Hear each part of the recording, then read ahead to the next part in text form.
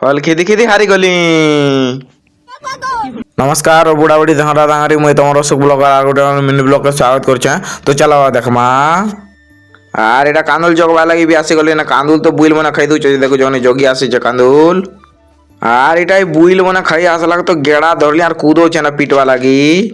আর এটা ঘর আসলে অটা অটি বি চিটকি দউছে না, দেখো যখনি। আর এটা অটা অটি চিটকি দেলি আর এটা দেখুছেন গুলাবি বনে দউছে না।